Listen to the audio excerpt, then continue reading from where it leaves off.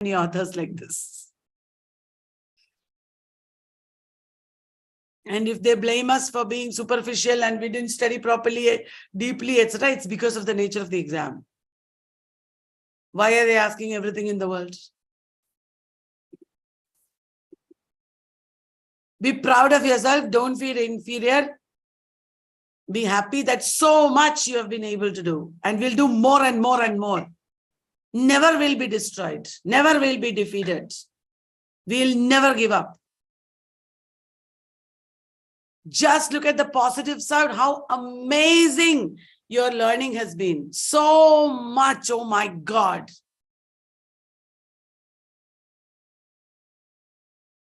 There is nothing to be sorry about. And how much we have learned in the past 2-3 weeks. You know so much more before, isn't it?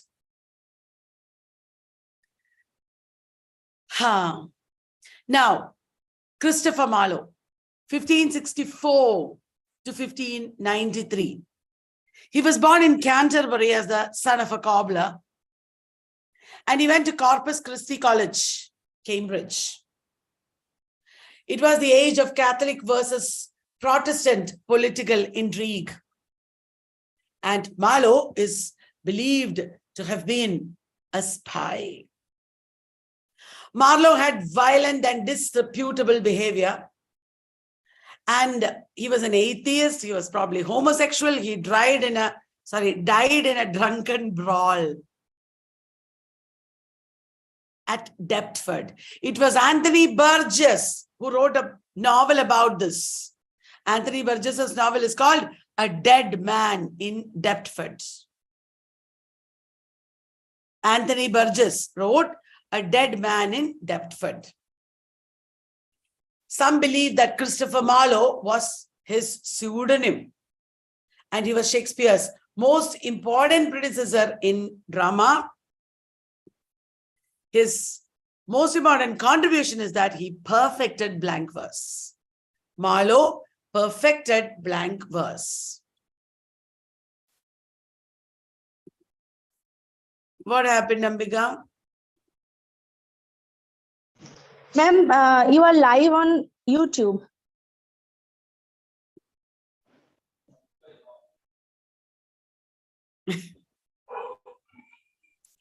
Yes, ma'am, we to receive the notification.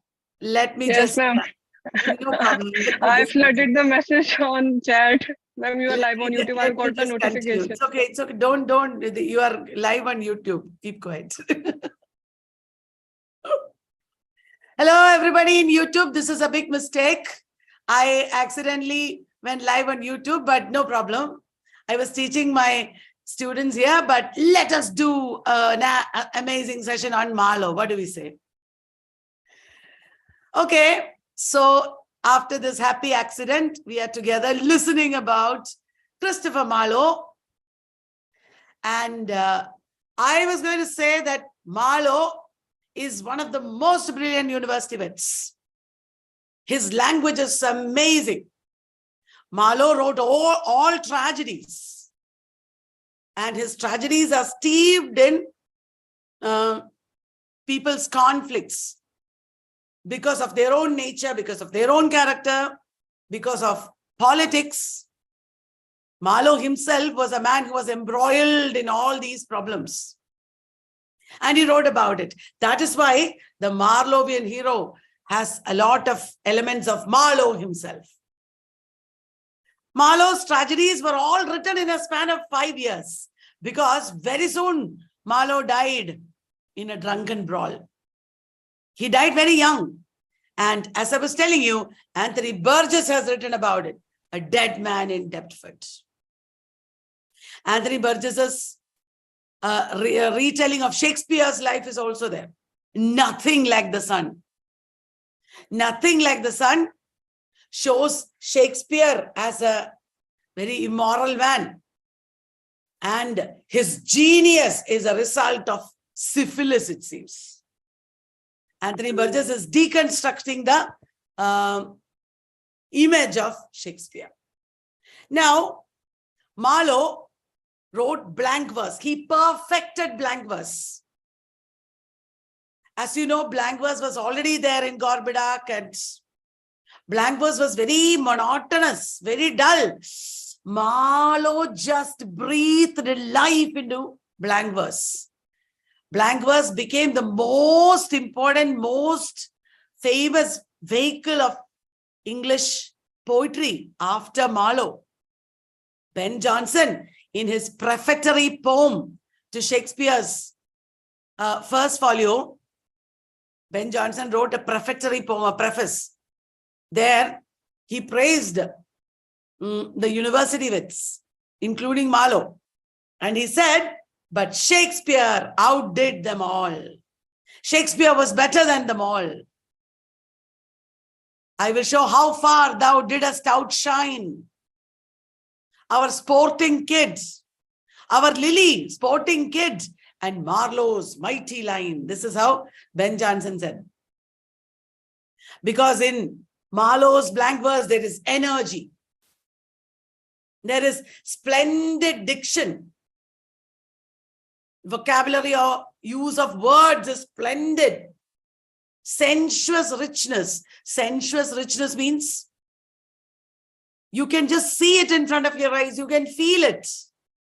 And variety of pace. It is not monotonous. Marlowe perfected blank verse.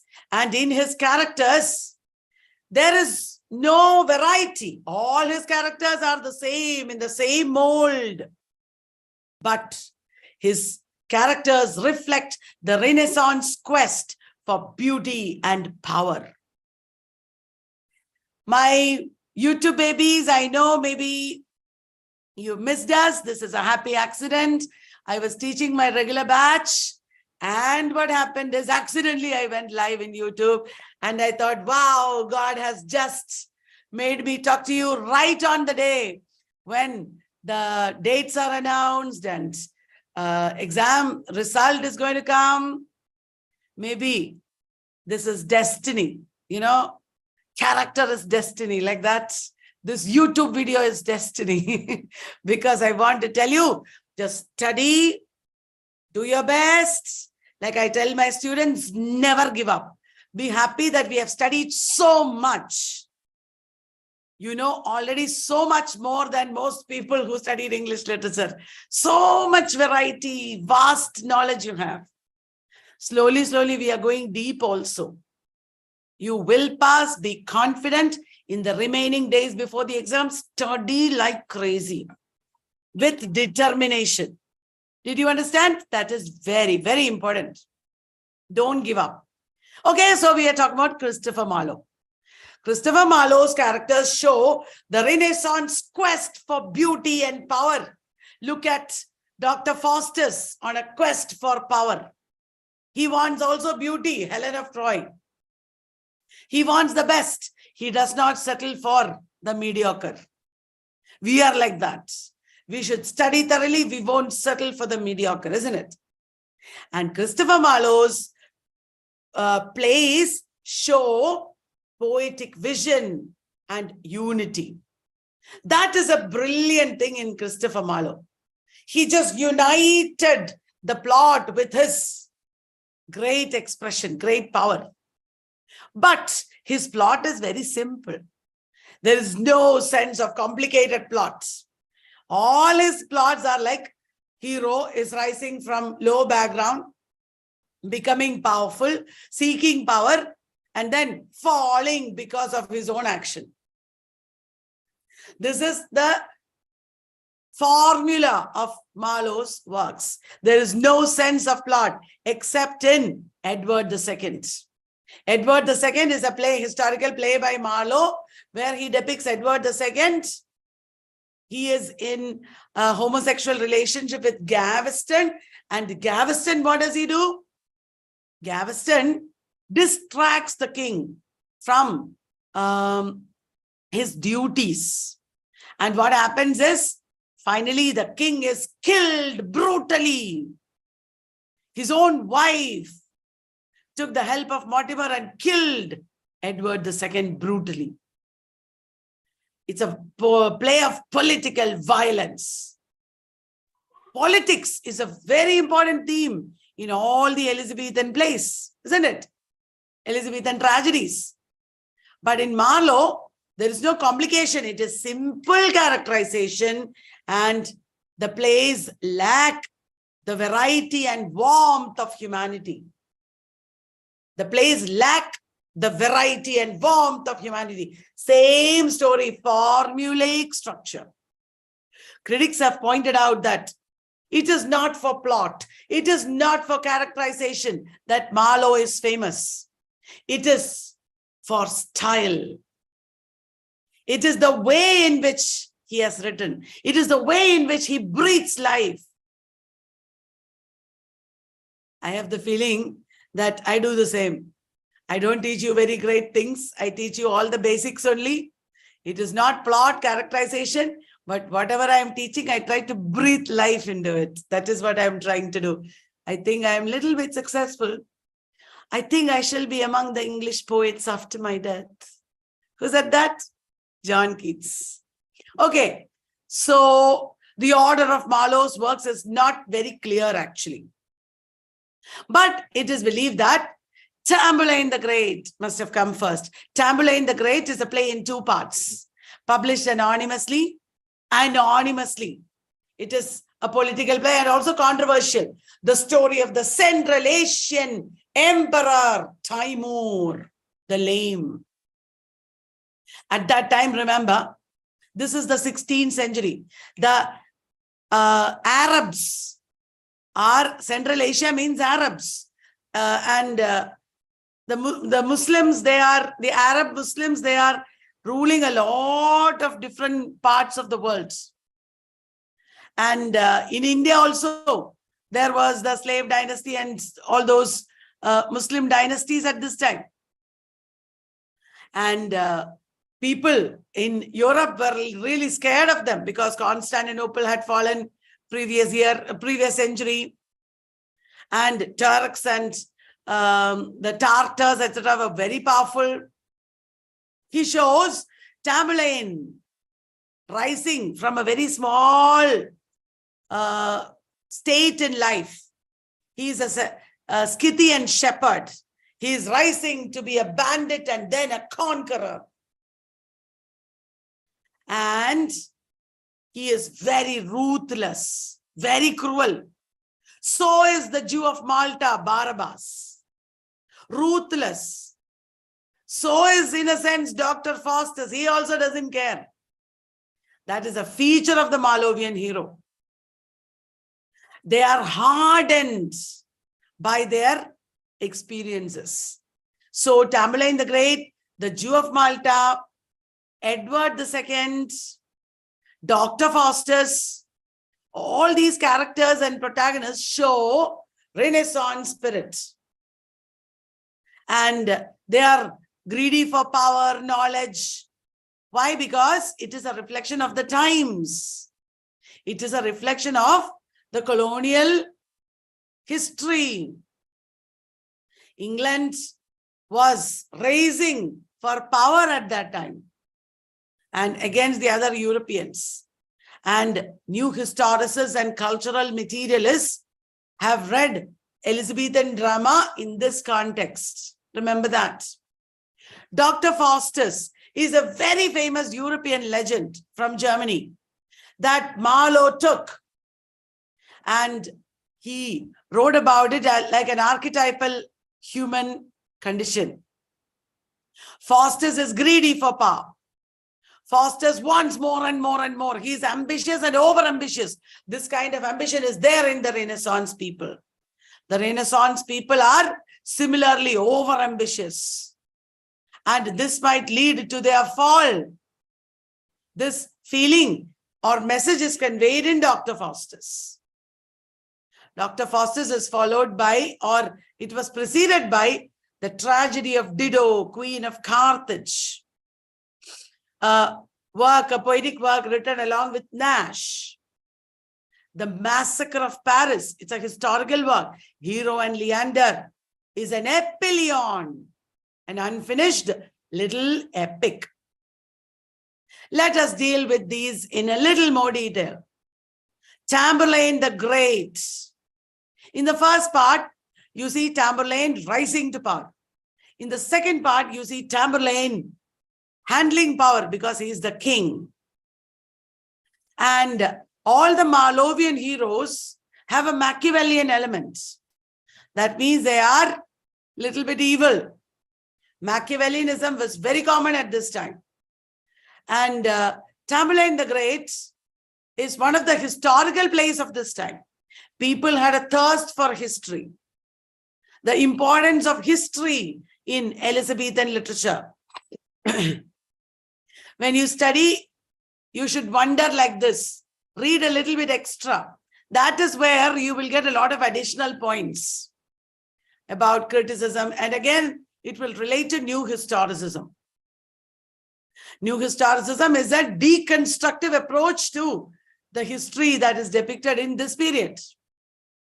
Now, Tambling the Great is a play where the protagonist was played by Edward Allen.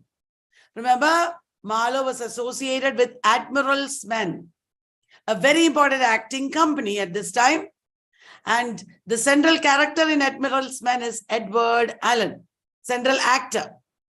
Like Richard Burbage was a central actor in Lord Chamberlain's Men. Did you understand? During this time, 16th, 17th century, European drama had also begun. And there were lots of European influences coming in. That is why Elizabethan drama changed. When I taught you European literature, I have already talked about all this. Guys, we are starting our JRF Power Sessions, as I told you. And those who are going to join the JRF Power Sessions, make sure you read a little bit extra about all these things that I am pointing out. Okay, our power sessions will be full of extra reading information. So make sure you read a little bit extra whenever you come across information that intrigues you. So Edward Allen, who is he? Who are the other important actors of the Elizabethan period? Important actors of Elizabethan period. Have you ever Google searched? You should Google search because there could be a question based on that. Such kind of questions is where people usually lose.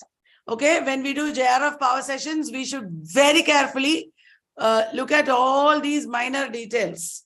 Now, Tamela the Great marked a shift in language. Before Marlowe, in Gorboduc, etc., there is a very monotonous style, jigging veins. Marlowe himself is saying in Tamburlaine. Marlowe himself at the beginning of Tamburlaine says, Tamburlaine marks a shift from the clumsy language of the contemporaries, the jigging veins and loose plots of early Tudor drama. He is rejecting. And in his place, he shows Renaissance humanist ideal of tremendous human potential. Human potential is tremendous. That is a Renaissance belief. And human potential is seen to its extreme in Tamburlaine, etc., where characters are engaging in action that is way beyond their origins. In the beginning, he was only a shepherd, but he is stretching and becoming a very powerful man. Did you understand? That is the meaning of tremendous human potential. And the typical features of Elizabethan tragedy you can find here. Grand and noble, beautiful imagery. Bombastic, grand imagery. Hyperbolic, rhetorical language. And also powerful characters with overwhelming passions. Remember, Marlowe and Shakespeare wrote what kind of tragedy? Romantic tragedy.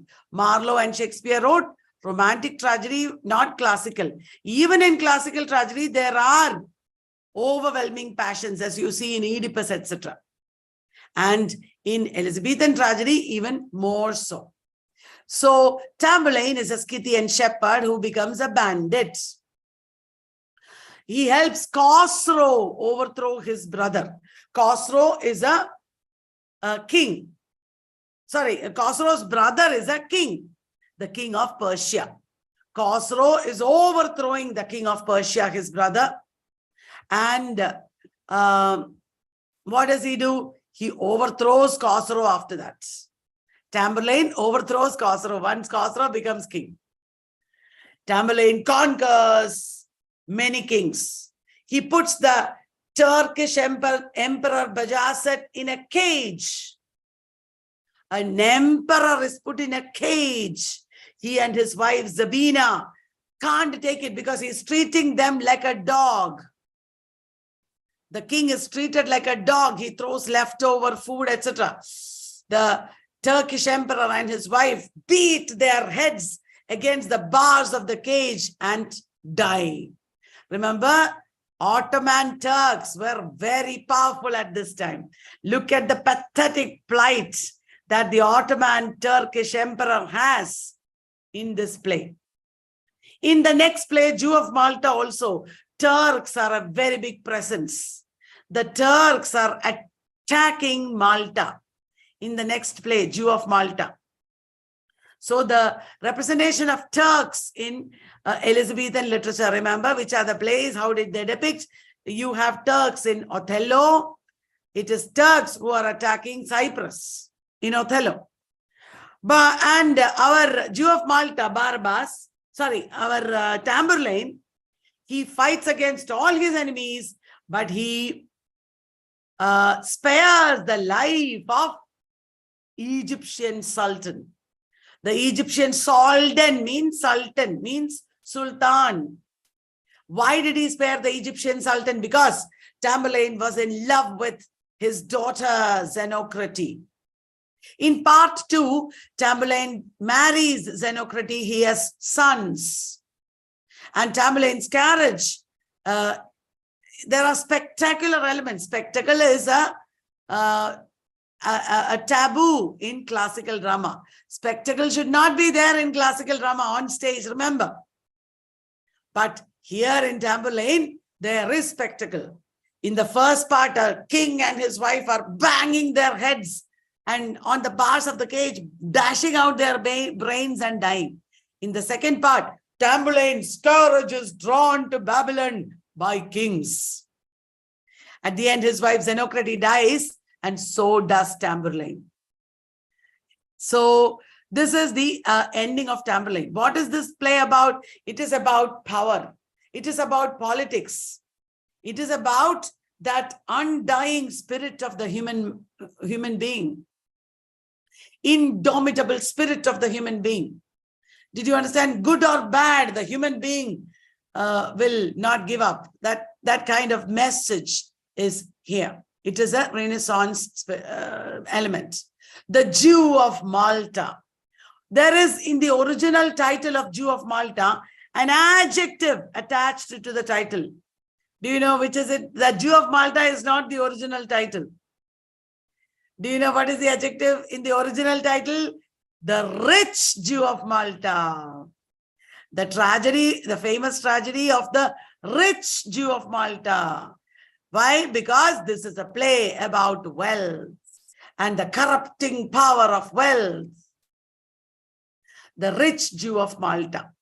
The plot involves, of course, it's a tragedy, but involves comic elements also. There are comic characters, comic incidents, and the prologue to the play is spoken by Machiavel, a Senecan ghost. Machiavel is a Senecan ghost. He speaks the prologue. In all plays, wherever there is prologue or epilogue, some character will speak or actor will speak that prologue. Remember that. And in the prologue, the protagonist Barabbas is described as the first Machiavellian villain. In the prologue, Barabbas is described as the first Machiavellian villain. Who is Barabbas? Barabbas is a Jewish merchant, a very rich Jewish merchant. And Jews were moneylenders. And at this time when the play was written, Elizabethan society did not have Jews very much because they were all banished and they left England. So the characters were looking at the audiences were looking at some exotic character. Barabbas has a daughter, Abigail. She is also an important character. She is in love with a Christian and Barabbas is very angry with her. There are many other characters also. When you study major plays of major writers, always look up the character list, look up the character analysis. That is very important. And this play influenced Shakespeare's Merchant of Venice.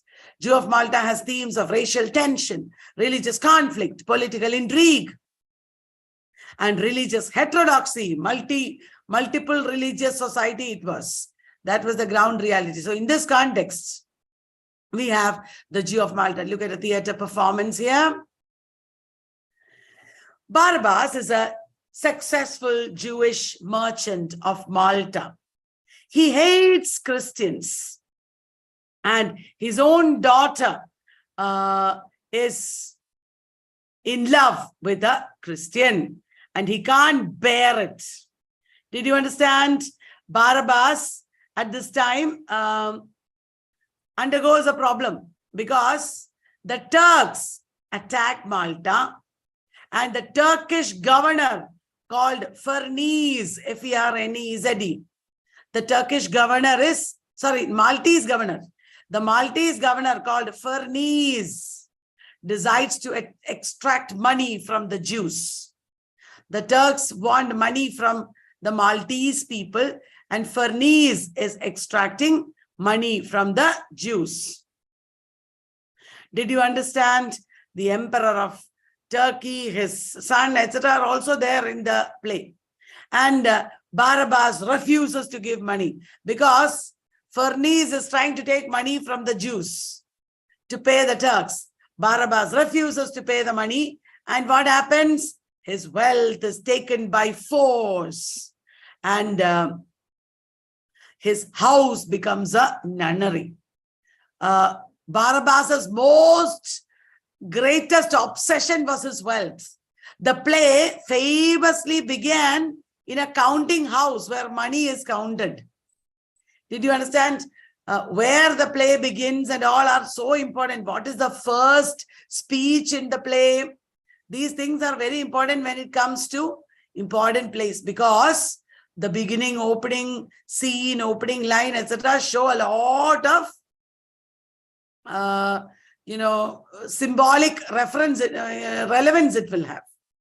So Barabbas is devastated. Did you understand? And when Barabbas is devastated, he becomes very cruel and murderous.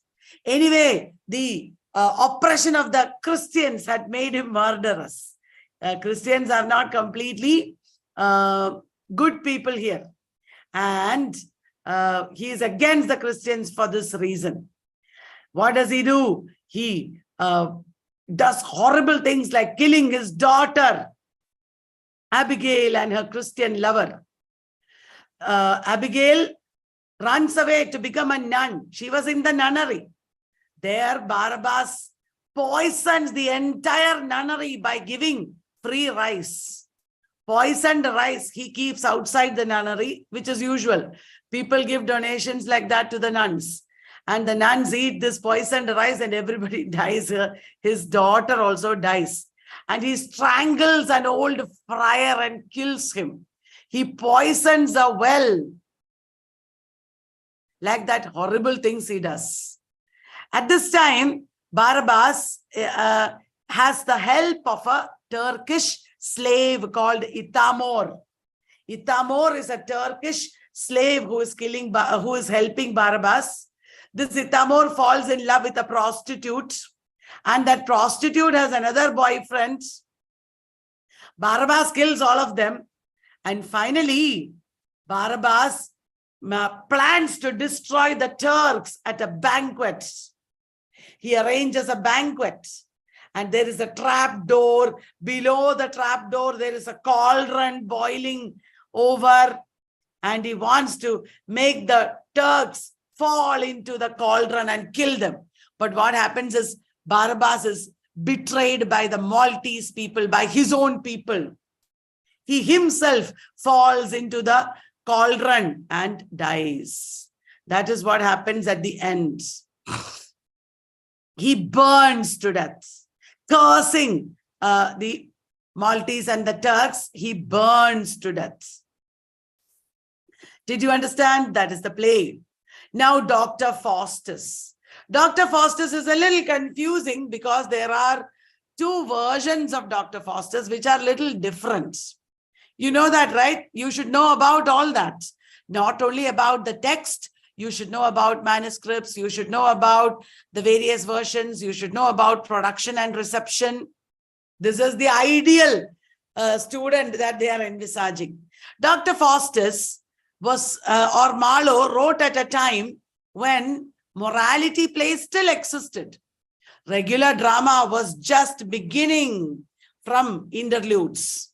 And Dr. Faustus has elements of the morality play. Remember, morality plays were early plays. First, in the origin of drama, there were miracle plays on lives of saints. There were mystery plays on scriptures. There were morality plays which were allegorical, and there were interludes. There were passion plays. And morality plays have some elements like good and bad angels. Good and bad angels symbolizing the battle over the spirit. You know, the battle over the spirit. And here in this place, 7 deadly sins appear. Remember in Confessio Amantis, remember yesterday we were talking about the 7 deadly sins? And in Dr. Faustus, there is the potential for salvation. What is the story? These are all elements of morality plays. These elements come in Dr. Faustus, and there are comic interludes in Dr. Faustus. In Dr. Faustus, there is the conflict between medieval centrality of God and Renaissance centrality of man. Remember, guys, in the medieval period, God is central, religion is central. And in the Renaissance period, man is central. Did you understand? All my YouTube babies, are you paying attention? This is a happy accident, I told you. Somehow we got to talk to each other suddenly because of divine intervention. You know why? Because tomorrow the result might be declared. Today, exam dates are announced and all that. So don't worry, study, you will pass. Okay, my students attending in Zoom were getting a little tired. So that was the break. So coming back to medieval period and Renaissance period. In the medieval period, God is central. Religion is central. But in the Renaissance period, man is central. Why? Because of humanism. Because of humanism. Did you understand? And what is the story of Dr. Faustus? Dr. Faustus is tired of studying. Not because he does not want to study anymore, but because he feels that there is no use for his studying. What is the use in this world? Because he has studied too much. And then he goes out for a walk and he wants to commit suicide. But then he meets Mephistopheles, and Mephistopheles is disguising as a dog, and he is giving Dr. Faustus a wager or bet. Instead of 24 years of service from Mephistopheles, Dr. Faustus will have to give his soul to the devil or Lucifer. At first, Faustus is confused. There are warnings given to Faustus, but he doesn't care because Lucifer himself shows the 7 deadly sins, and Lucifer is forcing him to accept. And when Dr. Faustus tries to write his name, sign his name, the blood congeals. There are the words homo fuge appearing on his hand, means fly man. Still, Dr. Faustus does it. Meanwhile, there are some characters we know. Wagner. Wagner is his servant, and Wagner is bringing Valdez and Cornelius. They are the necromancers, and they are the people who teach Faustus. Now, Dr. Faustus gets Mephistopheles to serve him. First and foremost, what does he do? He flies all over Europe, goes to Rome, and disrupts the banquet of the Roman Pope, the Pope. He boxes Pope's ears and he does a lot of naughty things. He is not only evil, but he is also naughty. And Dr. Faustus is showing his irreverence towards religion here. Did you understand? He is showing irreverence towards religion. Now, this is a Renaissance element because in religion, there was Reformation, questioning of religion, and for Marlowe is commenting on it. Is it okay to question religion? Is it naughty to question religion? That Renaissance theme is discussed here. Did you understand? And then Dr. Faustus continues to do other things. Mephistopheles can make him go invisible. Mephistopheles can change his form, and Mephistopheles can take Faustus wherever he wants. For example, when first time Mephistopheles came as an ugly devil, Faustus had asked him to go and come back as a Franciscan friar. Did you understand? He had gone and come back as a Franciscan friar. So Faustus is now doing whatever he wants. He travels from Rome to other parts of the world. Now, one thing you should understand is, from now on, the main action is interspersed with the subplot. In the subplot, there are clown characters, minor characters, Robin, Rafe, etc. Rafe is in one version of Dr. Faustus. Dick is in another version of Dr. Faustus. These characters are cheating people. They are doing things that are analogous to, similar to what Dr. Faustus is doing, though the main plot is reflected or paralleled in the subplot. Did you understand? Robin and Rafe steal a goblet and Mephistopheles punishes them, etc. happens. And then Dr. Faustus reaches the court of the Holy Roman Emperor. He reaches the court of the Holy Roman Emperor, and there he conjures up Alexander the Great for the Holy Roman Emperor. He calls up Alexander the Great. It is not the real man. It is only an apparition. It is only a feeling, or like a simulation. Did you understand? An apparition of the Alexander the Great is brought up before the Holy Roman Emperor. Alexander the Great is accompanied by his paramour. Paramour means the wife, the better half. And then one knight is there who is not believing in Dr. Faustus's powers. Immediately, he gives the knight the horns of an antler. The horns of an antler. And then Dr. Faustus plays a trick on a horse courser. There is a man who comes to buy a horse from Dr. Faustus. Dr. Faustus takes some straw or hay and turns it into a horse and gives this horse to the horse courser and tells him, don't take this horse to water. But the horse courser could not do this. He took the horse near the water and the horse became straw once again.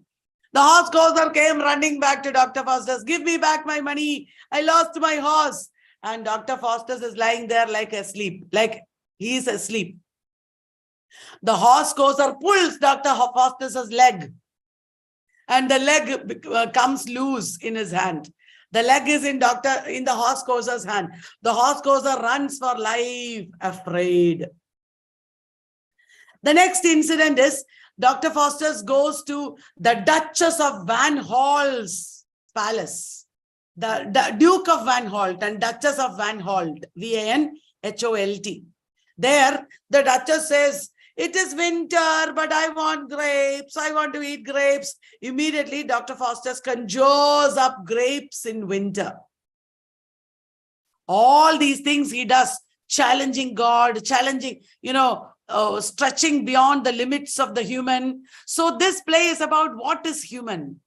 What are the limits of the human? Do you understand? That is what the play is about. And here, he is stretching beyond the limits of the human. That is why he is punished. This is a very important theme in the Renaissance period, because Renaissance is all about what is human. Renaissance is humanism. So this is a very critical, deconstructive analysis of what is humanism. I hope you understand the Renaissance centrality to man and humanism and sin. And then at the end, 24 years are over. When 24 years are over, Dr. Faustus wants the best things in life, and he conjures up Helen of Troy. Not once, but twice. He conjures up Helen of Troy. That is the time when he says, "Was this the face that launched 1,000 ships and burned the topless towers of Ilium? Sweet Helen, make me immortal with a kiss." What does that mean? It is not about what is important here is not good or evil. What is important here is not sin and good action. What is important is love. What is important is pleasure. What is important is what is human. Do you understand? So, and there was an audience who would enjoy it also. The audience would enjoy it. They will not be scared because Dr. Faustus is having sex with Helen of Troy. They will see the beauty of it. They will see the human side of it. And then Dr. Faustus is nearing the 24 years. At that time, he gets scared and he does not really repent. Whenever he thinks of repentance, he only ends up pledging to Lucifer once again. He does not really repent. He, at the end, tells the scholars who are actually his colleagues or students that he had bargained his soul, and the scholars are shocked. But at the end, he cannot save himself. The last 1 hour, from 11 o'clock to 12 o'clock, he undergoes inexpressible torments.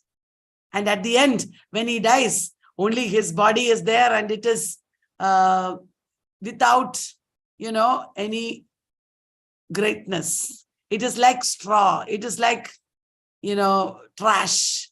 And the scholars just dispose of it. The soul is taken to hell. And, what could it be? The traumas or torments that he suffers in hell. That is very, very important. Now, Dr. Faustus is based on a very important religious debate that happened at that time regarding Calvinism and its belief in predestination. Everything is predestined. Everything is preordained. That is Calvinist belief. Did you understand? There was a religious debate over preordainment and also free will. Free will and power as a corrupting influence. That is a very important thing in Dr. Faustus. Now that we are YouTube live, I hope you enjoyed this story. Now that we are YouTube live, I want to remind YouTube babies who I am not really able to meet very often these days. Remember, there is so much material that you already have from our courses, our free courses, our YouTube videos, etc. And also your own materials. Just relax, be confident, go on studying, do your best. Okay. And For our students, we are starting JRF Power sessions very soon, where we will go into all the details and intricacies, and 30 JRF awardees from the past, because there are only 30 days, 30 JRF awardees from the past exams are going to give questions and guidance and rigorous training along with me. Of course, I am also a past JRF awardee. So I'm also there. So we will all train you. I just want you to know this. It is going to be celebration now of discussions and wonderful information. No stress. Okay. Right. Now that exam is nearing, I will once again start no stress study capsules in Spotify. Everybody, students, YouTube, Zoomers, everybody, please make use of all that and stay happy, calm. Okay, that was the break. Look at Dr. Faustus, the character painted by Rembrandt, famous painter of the 17th century. This is Richard Burton as Faustus in the 1957 film. It is very important you look at pictures and all that. So some plot is given here. Let me just quickly go through. Weary of scientific study, Faustus turns to magic, and it is Valdez and Cornelius who teach him. He makes a bargain with the devil through Mephistopheles. 24 years of life with Mephistopheles at his command, at the end of which the devil may take his soul. His guardian angel tries to prevent him, but Lucifer himself shows him the pleasures of the 7 deadly sins. The 7 deadly sins go in a procession in front of him. An old man pleads with him that there is still hope. Please. But Faustus has already made his choice and he's enjoying his life. Faustus encounters the Pope and the cardinals, finally summons Helen of Troy. At the climax, Faustus spends the last hour of his mortal life in terror, but cannot be saved. Okay, all the points that minutely that I said one by one, this happened, like that, you should remember. They might ask you a question like, arrange these incidents in Dr. Faustus in the correct order. Do you understand? It is a good question. You should know. So Dr. Faustus is so much prescribed in university. It's so important. Dr. Faustus is a Marlowean hero. There are autobiographical elements. He has humble beginnings, and he rebelled against the strict rules of class.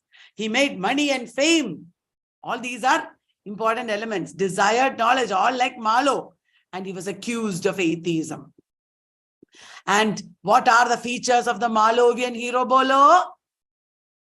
Marlowean hero was mostly played by Edward Allen. Listen to me, guys. Today in movies, suppose there is a movie for which screenplay, story, etc. is being written.